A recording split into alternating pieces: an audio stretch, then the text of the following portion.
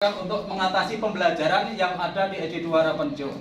Adapun dalam waktu situasi pandemik ini, SD 2 Harapanrejo melaksanakan pembelajaran dengan 2 tahap, yaitu tahap yang pertama yaitu dengan cara luring dan daring.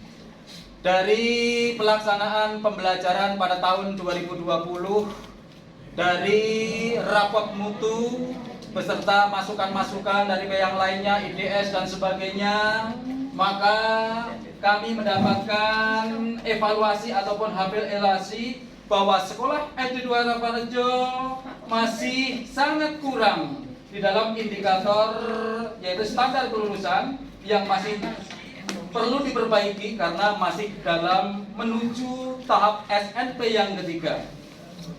Hal tersebut tentunya menjadi pemikiran bagi saya sebagai yang didepankan kepala sekolah di SD 2 Harapanrejo, sehingga kami akan mengambil langkah untuk mengatasi kegiatan atau mengatasi hal tersebut di atas. Selama pandemik ini, maka hal-hal yang kami akan laksanakan yaitu dengan mengadakan IHT untuk mengatasi sistem pembelajaran dan penilaian K13 yang masih kurang di SD 2 Harapanrejo. Untuk itu, ini adalah profil dari SD 2 Harapanrejo, langkah-langkah apa ataupun hal-hal yang menyebabkan kami untuk melaksanakan kegiatan RPK ini. Lalu yang kedua, tujuan dari RPK ini adalah satu, meningkatkan kemampuan guru dalam melaksanakan modul pembelajaran. Yang kedua, meningkatkan kompetensi calon kepala sekolah dalam bidang supervisi, kepribadian, kewirausahaan, dan manajerial serta sosial. Yang ketiga adalah untuk mencapai proses belajar mengajar siswa. Yang keempat adalah untuk mencapai pencapaian student well-being.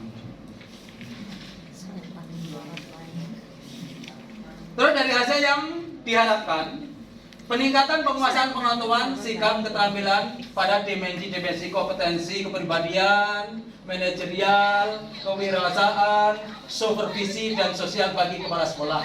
Selanjutnya, kemampuan calon kepala sekolah dalam menyusun hasil pelaksanaan tindak kepemimpinan dapat meningkat. Yang ketiga, meningkatkan kemampuan guru dalam pemanfaatan penggunaan aplikasi penilaian K13 dalam kegiatan pembelajaran.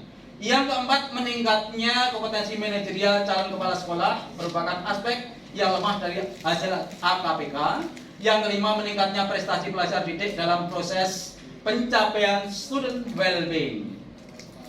Selanjutnya, indikator keberhasilan yang dicapai di sini adalah yang pertama, meningkatnya kemampuan guru dalam menggunakan aplikasi penilaian K13 dalam pembelajaran. Yang kedua, meningkatnya motivasi siswa dalam melaksanakan kegiatan pembelajaran.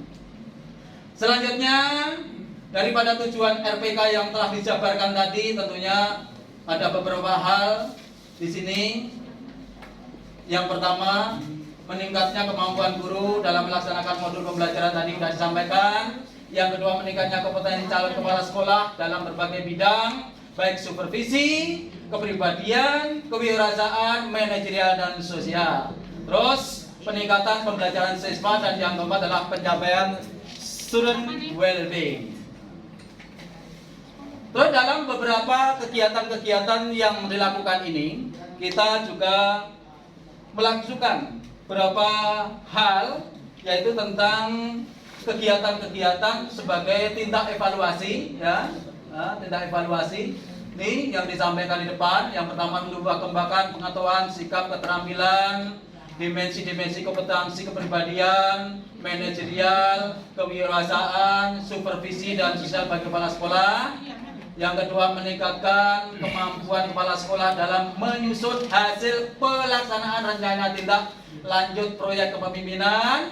Yang ketiga, meningkatkan kemampuan guru dalam menyusun rencana pemilihan kurikulum 13 melalui HIAT, yang mana nanti bisa digunakan untuk mentelaah apa kekurangan-kekurangan yang dilaksanakan dalam sistem pembelajaran yang ada.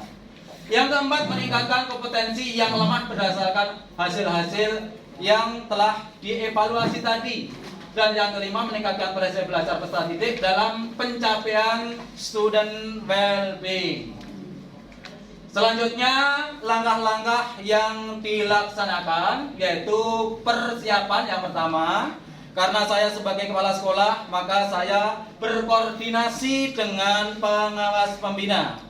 Dan pengawas pembina telah memberikan rekomendasi, maka saya melaksanakan langkah selanjutnya yaitu pembentukan panitia. Kami melaksanakan pembentukan panitia bersama-sama dengan school elder ataupun semua yang ada di sekolah. Nah, setelah itu dibentuk panitia, kami melaksanakan menyusun rencana kegiatan. Rencana kegiatan baik itu proposal, anggaran, pengisi materi, dan sebagainya setelah langkah-langkah selanjutnya. Terus, pelaksanaan disesuaikan dengan jadwal yang sudah ditentukan. Kami melaksanakan pada tanggal 1 November tahun 2021 dengan susunan-susunan yang terlampir. Yang ketiga, hasil penggunaan aplikasi peningkat 13 ternyata setelah dilaksanakan pemateri dan sebagainya dengan monef ataupun evaluasi yang kami laksanakan, maka bisa mencapai 85%.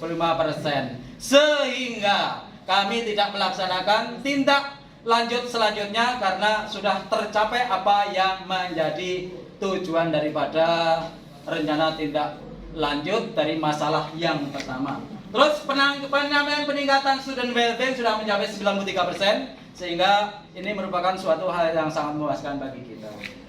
Selanjutnya, dari kegiatan-kegiatan yang sudah dilaksanakan tadi, tentunya kami